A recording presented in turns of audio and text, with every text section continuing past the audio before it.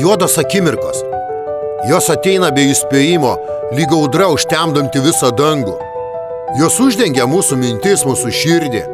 Atrodo, kad viskas griūva, kad kiekvienas žingsnis veda tik į dar vieną nesėkmę.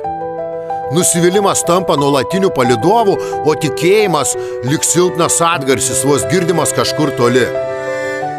Tuomet atrodo, kad niekas nebepavyks, kad likimas tau priešiškas, kad kiti gauna daugiau, o tau tenka tik kovoti su savo šešėliais. Ir vis dėlto, kažkur giliai viduje dega mažytė kibirkštis. Lyg švieselė tunelio gale, ji primena: taip, dabar tamsu, bet tai nebus amžinai. Nes gyvenimas tai ratas. Po nakties ateina rytas, po lietaus vėl pasirodo saulė. Ir net jei šiandien atrodo, kad pralaimėjai viską, rytoj gali būti ta diena, kai pradėsi laimėti.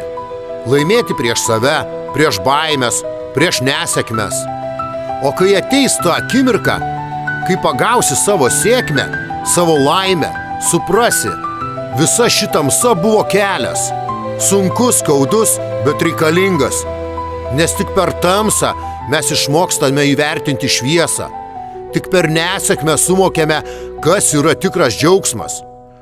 Todėl net pačiomis juodžiausiamis akimirkomis reikia tikėti, nes kažkur, nors dar nematome, mūsų laukia šviesa ir ji tikrai ateis. Real Dreams.